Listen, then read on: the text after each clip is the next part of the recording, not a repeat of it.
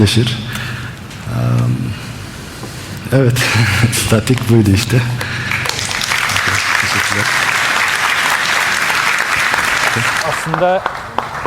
Aslında sanırım ilginç olan bizim için de sadece mimariyi mekansal tasarım olarak görmek değil de gerçekleşmeye yönelik tüm bu çalışmanın bir bütünü olarak algılamaktı.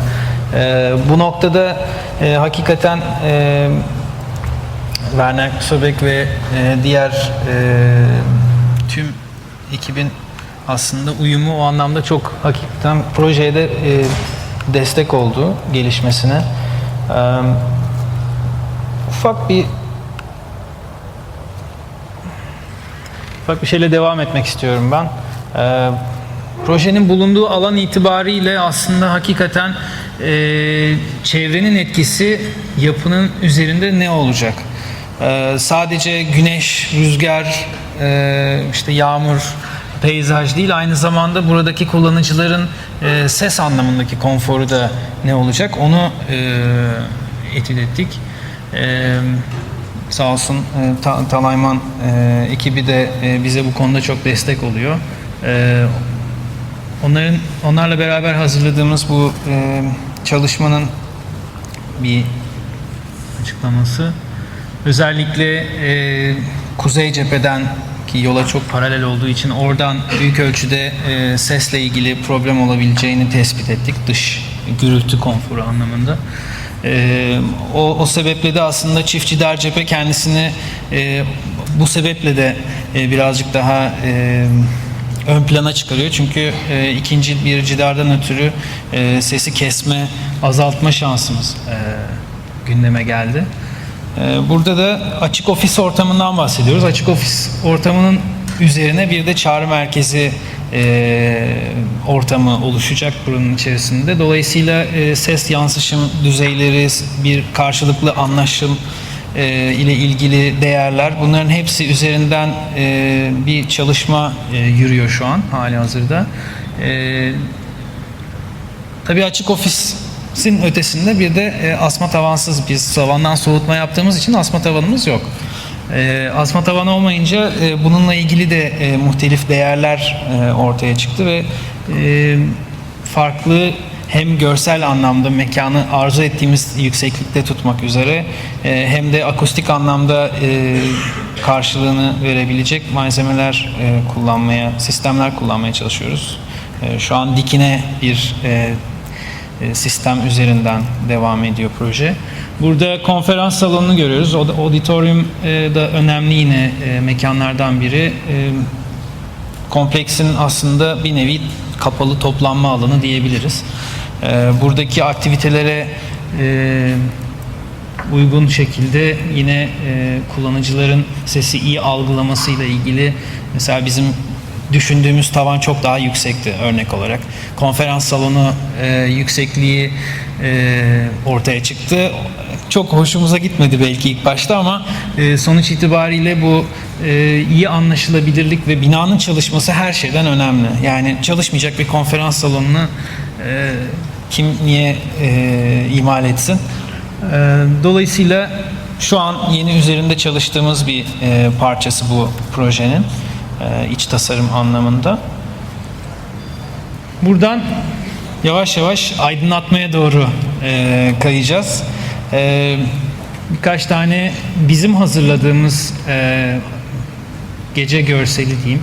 Binayı nasıl algılatmak istediğimizle ilgili yaklaşımımızı gösteren bir iki görsel. Yani yapının oldukça şeffaf, kendini biraz ele veren bir yapısı olmasını hayal ediyorduk. Bu dinamik bankanın işte dinamik bir yapısı olsun diye düşünüyorduk. Buradan sözü Bradshaw'a vereceğim. O da aydınlatma ile ilgili çalışmalar hakkında bize aydınlatacak. Keith. Sure, hello there. I promise I'll do this in 20 minutes. I also won't jump around too much because I'm worried that I'm more than 2.2 hertz.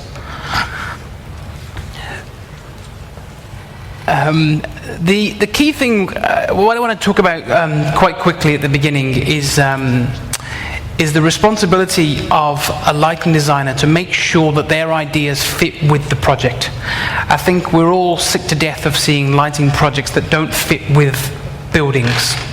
Sometimes lighting is seen as a layer that comes on at the very end and isn't built into the pure concept of the building. So the way we work and the way we collaborate is that we make sure we understand fully what is the point of this building, not just for the architects, but more fundamentally, what does this building mean in its location, and what does it mean for the client, in this particular case, Garanti Bank. Fundamentally, light is an intangible medium. You know, unfortunately, we need materials. We need architects to give us materials so we can deliver lighting designs. So you have to collaborate. The way we usually start, though, is to really demystify, and that's what I want to really talk about today, is I want to talk about light in terms of a language that we can all understand together. Often lighting is lost in a technical language of lux and lumens and all this sort of stuff, which is all very, very important, of course. But I think that to get the concept right, you have to think about why you're doing something first before you decide how you're doing something. What we often do when we talk about projects is that we use some references for things that we can all relate to, qualities of light, whether it be diffuse light, which we're very familiar with in Northern Europe, qualities of light which change during the day, of course. Light is a very, very dynamic medium. It changes from pale light in the morning, quiet light, the way it makes us feel is very important. It, of course, then changes throughout the course of the day. And as the natural light begins to fade, then in a way, the work of the artificial lighting designer kind of comes into its own, until ultimately we are dealing with, as it were, darkness. Now, darkness is a fundamentally important part of lighting design because darkness is our kind of blank canvas. Having said that, trying to find darkness is a real task, especially in a growing city such as Istanbul. One of the fundamental part of a project is to really make sure that what we do relates to people, because people are the ones that experience this project. These are the ones that are kind of using the building, seeing the building, living near to the building, passing by the building. And people have a very, very strong relationship with light. We all do. We all have kind of private experiences which mean something to us with light. You know, the simple effect of a flickering candle means something. It creates a certain emotion within inside of us. And we've all done things where the relationship between the place and the light really kind of resounded with us. I think also the one thing I want to talk about, which is also fundamentally important in a large architectural project, is what image is it going to create. The natural light has a very kind of utilitarian, even way of rendering space, whereas artificial light is part of a recomposition. So everything I'm going to talk about in the next 17 minutes is actually about the composition of artificial light. We have control of the amount of light that comes through the glazing, the intensity of certain areas. So we're trying to build a complete picture. And of course, light and architecture and image have always had a kind of fundamental relationship.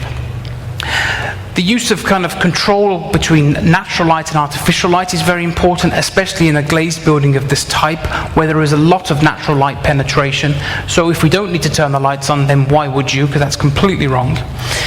We also learn a lot from the past. You know, understanding how light is perceived in a local cultural context is very, very important. Very important, because again, it's part of the mentality of understanding people's relationship with light. I mean, I think that although as a practice we work very much internationally, we try very, very hard to try to get to grips with the local relationship between light, and especially light and architecture. one of the kind of, I suppose, main kind of preoccupations of ours, because a lot of the people in our practice come from architecture, come from an architectural background. I trained as an architect but fell off the wagon and have never got back onto it, is to make sure that we integrate light properly. It's very important for us that light isn't bolted on at the last moment, both physically and conceptually. We also are very playful with light. There are certain projects where the simplest effect can be the strongest effect. We are very practical. You know, we're not trying to kind of create something that can't be done. These are the simple tools that are used, but of course it's how you use them that matters. And then finally, just in this section, it's really important to understand how light is a very, very precious commodity. Light is visible energy, and of course we all know how important it is to make sure that we are using as little energy as possible, but quite importantly in terms of a brand message, not to be seen to be using too much energy, which is also very important. In terms of a working process, you know, our process is very much one of drawing and sketching and talking and testing. You know, we like to sometimes show things just to test the water, to see whether a client or an architect is kind of willing to go that way, or whether it is too much or too little for them. We spend a lot of time communicating very carefully the ideas. Once we've had these strong ideas put in place, we work very, very hard to make sure that we tell the story properly through images. And that can be at a very early stage, when we're at a very strategic level, before we've even designed the lighting concept. We're trying to explain to people how a space may behave.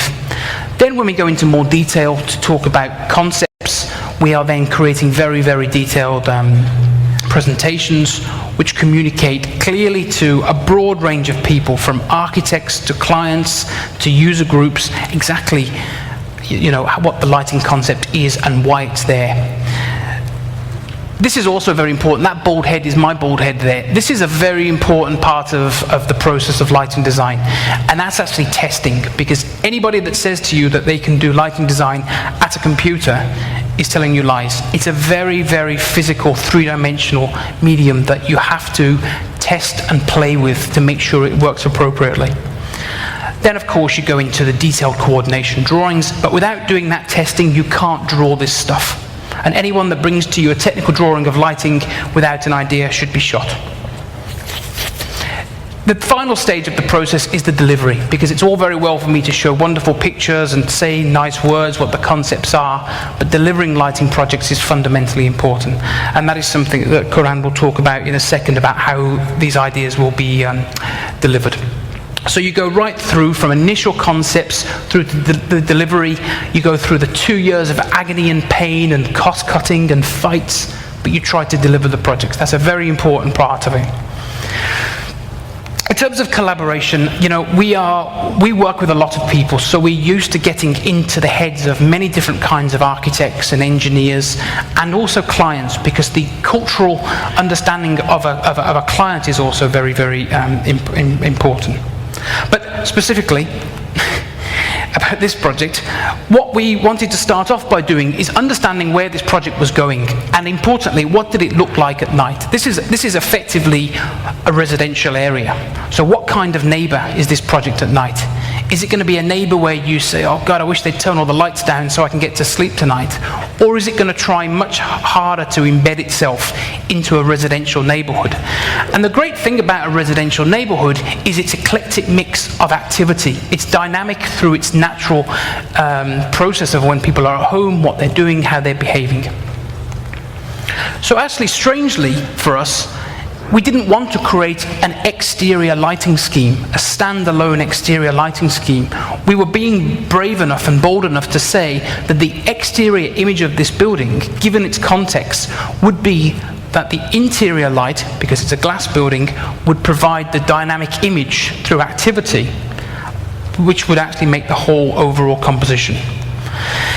In terms of the way you perceive this project as well, of course, it changes in scale, depending on where you are, whether you're passing by at speed, late for a plane, whether you live up on the hill, or whether you're actually visiting the site to meet somebody. So there is this relationship between the distant view, the intermediate view, and of course the immediate view when it's right in front of you and there it is right up above you. It's a project built of horizontal layers, so that's the way we approached our lighting design. We built this project on horizontal layers, which started from the kind of the base landscape layer through the facade and then ultimately through the crown. When you actually talk about our place as well, you have to think right through in a very holistic way. What is the street lighting next door? It's not very glamorous sometimes to talk about street lighting, but what is the context in which the building is surrounded in terms of the street lighting? Then the next stage is, how will the perimeter fence be perceived? Do we want to create a fence which says, okay, no one comes in here? Do you enforce that with lighting in the evening? Then as you move in, the focal points in terms of entrances and security are important, not just for wayfinding, but to actually allow people to understand very clearly where is a kind of safe and secure place to break through the perimeter wall. Then of course we have the vehicular routes that move through the site, the pedestrian routes, the landscape, which is actually in effect a form of urban park that's being created. How then you begin to create within the landscape specific areas which can be meeting places. How the underside of this very large building will be perceived, because from the ground level you have a lot of experience of the soffit of the building which is above you. Then of course the facades and the crown. There is of course as well one final thing, which is the roofscape, the kind of, as it were, the fifth elevation, on the hill. What does it look like to look down onto this building? How does the image of this fifth elevation appear, of course by day and by night? But it's very important to say that when we talk about our projects, we like to talk about a journey, a human journey, whether you be arriving by car, arriving by bicycle, by bus. How do you arrive in this, and what is the sequence of events that lead you to your desk, let's say if you're working there? So in a sense we begin to create a diagram of where the emphasis should be, meaning that as you move in through the project, you're beginning to increase the intensity of activity. This could also be seen in a way as where you want to spend your money. It's almost a kind of budget diagram. Don't spend too much money necessarily at the security fence. Make sure the entrances and meeting places are really good quality. But then of course as you drop down into some of the kind of more internal spaces, then in a way that the experience can kind of diminish slightly, because it has to of course still operate as a functional kind of office building. And that is the journey in 3 dimensions through the building. You can see these slides okay. It's always the problem of a lighting designer. We always work white on black. Are these okay to see? Good. So in terms of this overall image from the outside, I'm going to break this image down slightly, and I'm going to talk about kind of all of these elements. The street lighting, how does that look and feel? The kind of the perimeter wall, what is the effect that we want to create immediately adjacent to the entrance to suggest this is the entrance, but without having to light the entire perimeter of a very large footprint? Then, as it were, how welcoming can you make a security entrance? I mean, sometimes security has a certain perception, which is, rather than please come in, you're welcome, it's like please don't come in and off. So actually, in a way, you've got to try to make sure in the evening, given that we're talking about a building which has a kind of a 24-hour operation from different people, it has to have a welcoming feel. And then as you move inside, what does this park, this public park, this private public park begin to feel like? And then how does the building above you kind of relate to that? Is it just this kind of separate entity, or actually is there in terms of certain connection points, are you then beginning to understand ways into the building? But at the same time, if you want to sneak out to meet your girlfriend or have a fag or something, you can escape from the building. There are quiet meeting places within this project. Again, we're defining, and again, these images are here for a multiple of reasons, to explain not just basic technique about how we might light things and how they may be kind of perceived, but to, as it were, break down these individual elements of the composition and explain how they fit together. From the landscape lighting to lighting of such things as the kind of the core, the core is the one vertical element. In a horizontal project, it's the one vertical element which holds everything together. And in a way, should it just be a very pure architectural wash light effect, or could it be much more playful? Could there be something much more digital on that, which becomes a point of focus in this landscape? Something to watch, something that behaves in a way that attracts you to it. Could it in a way become what this was one idea? And again, remember, we're testing the water here. We're drawing things just to see how Ali and the team react. Sometimes they're too polite to say, well, what's that? But actually, you're just trying to make sure that you're giving the kind of the right impression here.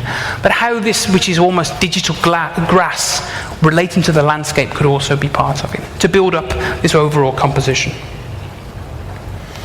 And these things just kind of played through in the three-dimensional images as well. As you then move into the building, you kind of, as it were, you leave landscaping behind, as it were. It's a very kind of pedestrian experience for a lot of people, and then you move inside of the building. And how does that then feel? And when you move from landscape into architecture, it's a big change, actually. And as we're breaking down these elements, we're beginning to think about where people have been, and as they move into the internal space, what are the key features? Now, of course, it's got to be a functional level of lighting. It's got to let you come into the building safely and securely and clearly, whether you're a visitor or whether you're actually a kind of worker in these locations. But that's not to say that key architectural features and details can't be beautifully rendered. We don't have to kind of floodlight this space, with a certain kind of even level of light. We can actually still, in these reception spaces, which in effect are transition spaces for most people, we can still deliver light in a very kind of elegant and kind of integrated way.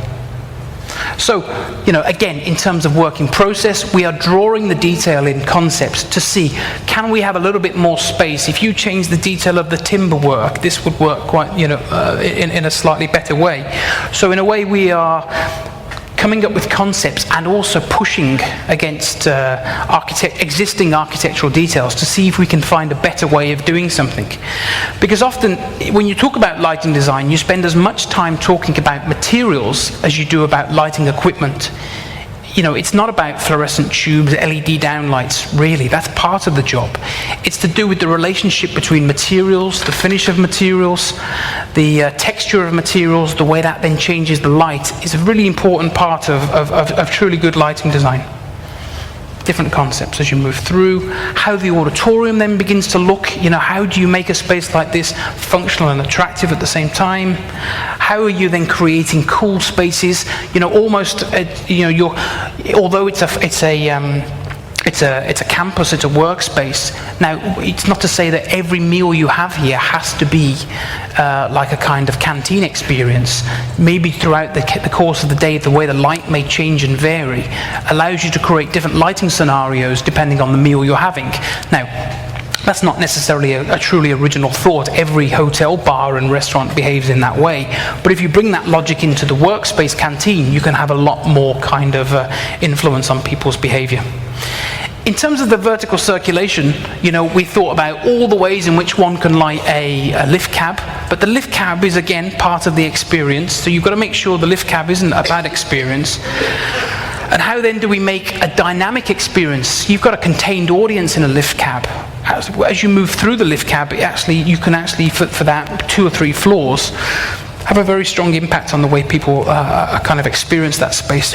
And similarly, in the bridges, how just by simple treatments of the glass, you can begin to really, really change the impact and how that space feels by day and by night. And a little bit of introduction of brand color here is probably appropriate. Just kind of finally getting to the end, is in terms of the way in which the office space is lit is also very important. The way in which the building is perceived from the street is a lot to do with the way in which the interior light looks.